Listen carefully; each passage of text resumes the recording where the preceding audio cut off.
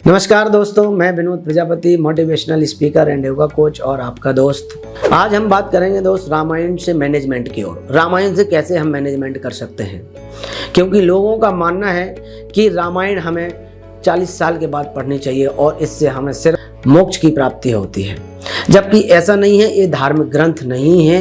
इसे जीवन में अगर आप उतारते हैं तो बहुत सारी चीज़ें आप सीख सकते हैं, जिनमें से कुछ मैं बताऊंगा। जैसे लोगों को लगता है कि कर्तव्य निष्ठा हो गई, वो आप सीख सकते हैं। त्याग, आप सेक्रीफाइस आप सीख सकते हैं, और भी आप बड़े लोगों का सम्मान करना सीख सकते हैं। बहुत सारी ऐसी चीज़ें हैं। लेकिन जे अगर आप वर्ड सुनते हैं तो आपको लगता है ये तो हम सीख जाएंगे और हम इनमें परपक्व हैं। लेकिन जब आपकी प्रोफेशनल लाइफ में कोई वर्ड आते हैं, उनको तुम्हें लर्निंग करना पड़ता है, और जब वो आपके प्रोजेक्ट से रिलेटेड होते हैं, आज चाहे गवर्नमेंट देख लो चाहे प्राइवेट सेक्टर देख लो, कोई ना कोई प्रोजेक्ट हमें होता है जिसका हमें मैनेजमेंट करना होता है, और उसको ऑन द टाइम हमें डिलीवरी करनी होती है, और एग्जीक्यूशन भी सही समय पर होना चाहिए। जब लोगों को प्रोजेक्ट मैनेजमेंट की बात आती है, एग्जीक्यूशन का टाइम आता है, तो कुछ वर्ड उनके दिमाग में आ जाते हैं कि वो हम रामायण से नहीं सीख सकते हैं, ये तो हमें आउट ऑफ इंडिया जो किताबें लिखी गई हैं हम उनसे ही सीख सकते हैं। ऐसा नहीं है, हमारे भी ग्रंथों में बहुत सारी चीज़ें दी हैं। आज मैं आपको बताऊंगा, एक छोटी सी चीज़ से आपसे स्टार्ट करूंगा कि हम प्रोजेक्ट मैनेजमेंट कैसे करते हैं। किसी भी प्रोजेक्ट को अगर हमें मैनेजमेंट करना है तो उसके लिए पहले हमें आउटसोर्सिंग की ज़रूरत होती है। आउटसोर्सिंग हमें होना चाहिए, हमारे पास टीम बिल्डिंग होनी चाहिए या टीम वर्क होना चाहिए। इसके बाद हमारे पास डेडलाइन होना चाहिए और लीडरशिप होनी चाहिए हमारे पास। फिर आता है कि रिसोर्स यूटिलाइजेशन होना चाहिए और इमरजेंसी डिसीजन मेकिंग। ये 7 हमने जो आपको वर्ड बताए हैं, ये सारे वर्ड हम रामायण से सीख सकते हैं। और जब लोगों को लगता है दिमाग में, जब आउटसोर्सिंग वर्ड सुनते हैं, लोगों को लगता है ये हम कैसे कर पाएंगे। आउटसोर्सिंग शब्द कुछ नहीं है, ये वाह हमारी कोई संस्था है, हमारे पास उतना कौशल नहीं है, हमारे पास हमारे संस्था में उतने साधन नहीं है जिससे हम कोई काम कर सकते हैं जो प्रोजेक्ट हमें मिला हुआ है, तो बाह्य हमें मदद लेनी पड़ती है। तो भगवान राम जब वन को गए, उन्होंने भी बाह्य मदद ली। कैसे ली? क्योंकि वो सीता जी का पता लगाना था और रावण को हराना था या रावण पर विजय प्राप्त करना था। तो उनके पास पहले प्रोजेक्ट था, रिक्वायरमेंट थी। लोगों को ऐसे वर्ड से ही डर लगता है कि जब एनालिसिस का बात आता है, जब रिक्वायरमेंट की बात आती है, तो लोगों को लगता है कि ये वर्ड तो हमारे लिए बहुत हो गए। नहीं, उस समय क्या हुआ, तब उन्होंने सुग्रीव से मदद ली। तो सुग्रीव ने क्या, सुग्रीव के पास वानर सेना थी, वानर सेना थी, और उनके पास एक टीम भी थी, और उनकी टीम में बहुत अच्छे अच्छे लोग, टीम लीडर भी थी, जैसे कि हनुमान हुए, जामवंत हुए। इनके सब के नाम हम बताएंगे कि इन पूरे पात्रताओं ने, सब ने एक आदर्श काम किया हुआ है। तो क्या हुआ, उन्होंने बाह्य मदद ली, ये हुई आउटसोर्सिंग प्रोसेसिंग। और मैं भी आज IT में काम करता हूँ, तो मेरी कंपनी भी आउटसोर्सिंग ही करती है। मैं किसी कंपनी में काम करता हूँ, किसी कंपनी के थ्रू काम करता हूँ। बहुत सारी ऐसी कंपनियां हैं, कैपजेमिनी से लेके HSBC से लेके और IBM से लेके, ये सब आउटसोर्सिंग कर रही हैं कुछ ना कुछ। कोफोर्ज हो गई, आउटसोर्सिंग कर रही है। बहुत TCS है, सर्विस बेस्ड कंपनी, ये भी आउटसोर्सिंग करती है। तो हमें पता होना चाहिए कि ये चीज़ हम कैसे, अब वो आउटसोर्सिंग की तो ये नहीं सीखना कि हमने कैसे किया। उनके बीच आज भी कंपनियों में एग्रीमेंट होता है, वो भी अग्नि को साक्षी मानकर सुग्रीव और राम के बीच एग्रीमेंट हुआ कि हमारा प्रोजेक्ट क्या है और आपको किस तरह से, इसमें कहते हैं ना प्योरिटी चाहिए, मुझे 98% चाहिए, वो सारी चीज़ें उसमें हुई। तो ये हमें आउटसोर्सिंग हम रामायण से सीख सकते हैं जब आप उसका अध्ययन करते हैं। दूसरी चीज़ आ जाती है टीम बिल्डिंग या टीम वर्क। या टीम वर्क हमें कैसे करना चाहिए, टीम हमें बनाना चाहिए। उस समय भी सुग्रीव ने 4 दल बनाए, उस समय दल नाम हुआ करते थे। 4 दल बनाए, और चारों दल इसलिए बनाए कि चारों दिशाओं में भेजना था मुझे, और उन्हें रिक्वायरमेंट पता थी कि मुझे चारों दिशाओं में जाना है। पता नहीं है कि किस दिशा में हमारे सीता जी को रावण लेके गया है। तो जब हम किसी प्रोजेक्ट पे काम करते हैं, मुझे पता नहीं रहता है कि इसका आउटपुट क्या होगा। मैं कोई भी चीज़ एक अमूमन मान के चलता हूँ कि अगर मैं ये करूँगा तो ये होगा। तो उन्होंने 4 दल बनाए और उसका नेतृत्व किया जामवंत जी ने, हनुमान जी ने और अंगद जी ने। और जब उसमें देखिए, जो टीम लीड बंदा है, उसको ये नहीं है कि मुझसे कोई आगे निकल जाएगा, मैं पीछे हो जाऊं। उसको किसी के कैरेक्टर को डिस्ट्रैक्टिव नहीं करना चाहिए, कल्टीवेट करना चाहिए। ये हमें नहीं होता कि हमें क्रीम मिल जाए, क्रीम हमें बनानी पड़ती है दोस्त। तो जो आपको बंदे मिले हुए हैं, उन्हीं बंदों में से आपको उनकी पहचान बतानी है और देखना है। क्योंकि हनुमान जी को नहीं पता था कि मैं समुद्र पार कर सकता हूँ। उस समय जामवंत जी ने उनको बताया और मोटिवेट किया। और उस समय के सबसे बड़े मोटिवेटर थे जिन्होंने हनुमान जी को बताया कि तुम समुद्र पार कर सकते हैं। और उन्होंने बोला कि राम काज लग तब बड़ तारा, सुनते भयो पर्वताकारा। और हनुमान जी को ये अपनी शक्ति का आह्वान हो गया है। बहुत से ऐसे लोग देखते हैं, हम लोग ही देखते हैं, हमारी टीम में रहते हैं, जब मैनेजर या टीम लीड या आर्किटेक्ट बहुत बड़े बड़े लोग होते हैं और काम तो हम ही लोगों को करना होता है, छोटे लोगों को, और उनको ही बता के चीजें समझा के करते। और आप कर सकते, you can do, I can do, you can do, आप कर सकते हो। और लोग करते हैं, बहुत बड़े बड़े काम करते हैं जो बड़े प्रोफेशनल लोग नहीं कर पाते हैं, छोटे लोग करते हैं। तो इस तरह से हमें टीम में काम करना चाहिए। अब बात आती है डेडलाइन। डेडलाइन का बहुत बड़ा महत्व होता है। डेडलाइन भी दी गई थी रामायण में। बोला गया था सुग्रीव ने कि सबको 1 महीने के अंदर माता का पता लगा के 1 महीने के अंदर एक उन्होंने कोई ऐसा वन बनाया था, उसमें आके आपको फ्रूट्स फल खाने हैं। ये क्या होता है, लोगों को अवार्ड दिया जाता है। आज भी कंपनियों ने कोई अच्छा काम करते तो अवार्ड मिलता है। तो इसलिए हमें डेडलाइन भी होना चाहिए, क्योंकि डेडलाइन नहीं होगी तो आपका काम नहीं हो पाएगा। तो हमारे रामायण से हम डेडलाइन भी सीख सकते हैं। बात आती है कि हमें होमवर्क या एनालिसिस कैसे करें।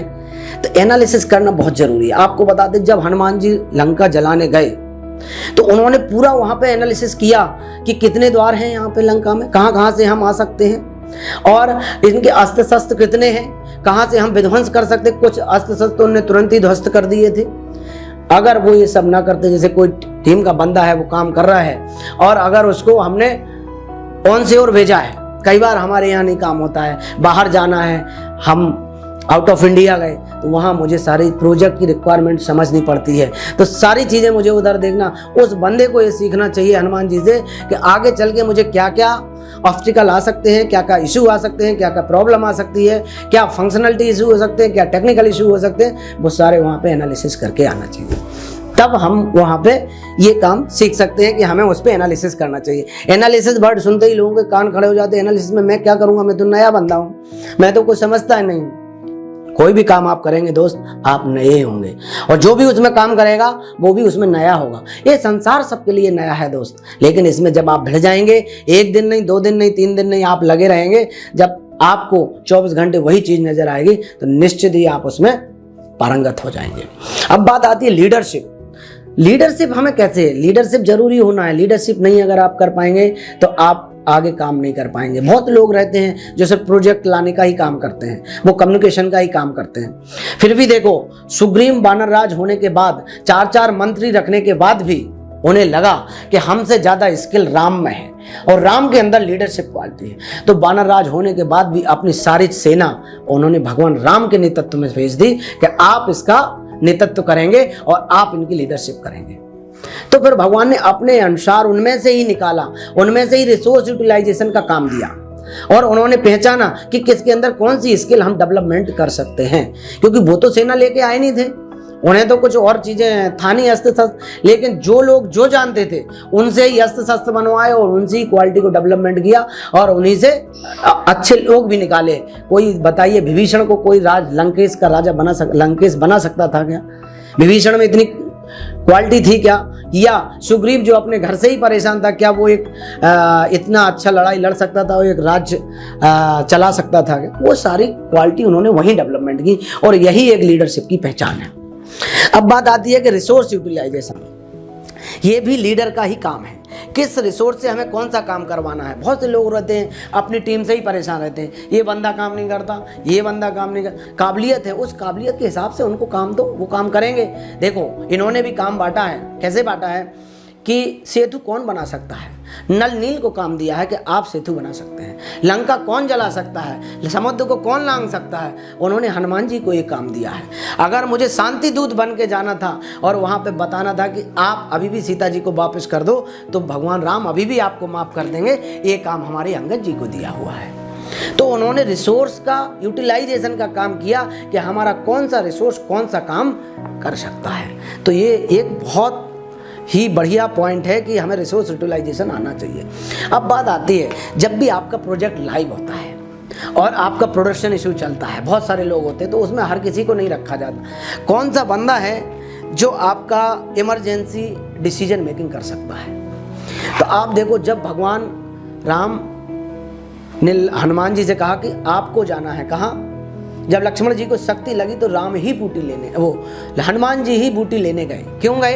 क्योंकि उन्हें पता था कि हनुमान जी ही लेके आ सकते हैं, और इन्हें टाइम का भी पता है और सिचुएशन का भी पता है। और देखिए उनने किसी भी क्षण को बर्बाद ना करते हुए किस तरह से उस टाइम का यूटिलाइजेशन किया, और डिसीजन मेकिंग पावर कितनी बढ़िया रही। आप गए, वहाँ पे भी डेडलाइन दी थी कि आपको सूर्योदय होते ही घर आना है, पहली डेडलाइन। दूसरा, अगर गए हैं तो कई उन्हें ऑब्स्टिकल आए, आपको देखिए काली नेम मिल गया, तो वो यहाँ पे ये नहीं हुआ कि मैनेजर को फ़ोन लगा दिया साहब हमसे इशू सॉल्व नहीं हो रहा है। अगर उसमें टाइम लग रहा है आप लॉन्ग कट कर सकते, लेकिन करिए, उतना टाइम नहीं है, वो किसी और काम में भी बिजी। अगर उस समय यहाँ आते, काल नेम का संहार ना करते, तो क्या दोबारा से जा सकते थे? एक तो ये उन्होंने डिसीजन मेकिंग यहाँ दिखाया कि काल नेम को ख़त्म किया, आगे बढ़े। इसी तरह हमें आगे बढ़ना है। अब वहाँ गए जब उन्हें पता ही नहीं था कि संजीवनी कौन सी है। कई बार लोग जाते हैं वहाँ पे पता नहीं, तो ये प्रोग्राम तो मैंने लिखा ही नहीं है, इस पर मैंने काम नहीं किया, लेकिन उसको देखा, पहचाना। जब वो बूटी नहीं पहचान पाए तो फिर उन्होंने पूरा पर्वत ही ले लिया और पर्वत उठा के ही चल दिए, क्योंकि उन्होंने एक भी क्षण बर्बाद नहीं किया और अपनी जो कैपेसिटी थी उस कैपेसिटी के अनुसार उस काम को किया। तो इन्होंने क्या किया, यहाँ पे डिसीजन मेकिंग लिया और रन टाइम पे इनिशिएटिव लिया। जब हमारा कोई प्रोजेक्ट लाइव होता है तो उसमें ऐसे ही बंदे चाहिए होते हैं जिनकी डिसीजन मेकिंग पावर बहुत बढ़िया हो और वो डिसीजन ले सकते हो, और उनको आपको पता होना चाहिए लीडर को कि हमारा ये बंदा डिसीजन ले सकता है, वो जो डिसीजन लेगा वो 100% सही ही लेगा। तो अगर वो उस समय उन्होंने पूरा पर्वत उठाया, लेके आ गए, और जब यहाँ आए तो सूर्योदय से पहले ही आ गए।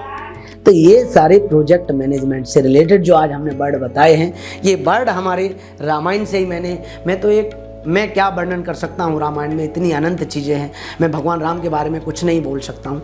इसमें बहुत सारा आपको खपना पड़ेगा। मैंने तो ये कह सकते हैं आपके एक तिनके के बराबर कहीं से कोई भी एक पॉइंट लिया है और उसमें अपने व्यू बताए हैं और अपना वर्णन किया है। तो इसीलिए दोस्त मेरा कहना फिर भी सबसे है कि वीडियो सबको शेयर करें, और इन जो बड़े बर्ड लोगों को लगते हैं, इन बर्डों से ना घबराएं। ये आपके जीवन में ही काम करते हैं और आपके ग्रंथों में काम करते हैं, और इस रामायण को प्रबंधन आपको चाहिए जीवन का, तो आप इसको एक काव्य पाठ की तरह पढ़िए, धार्मिक ग्रंथ की ना पढ़िए, और आप इससे बहुत कुछ सीख सकते हैं। इसको आप लाइक भी करिए दोस्त, शेयर भी करिए, जिससे हमारे जो लोगों को पता नहीं है कि रामायण क्या है और कैसे अध्ययन करना चाहिए, उन तक ये बात हमारी पहुंच सके। बहुत बहुत धन्यवाद।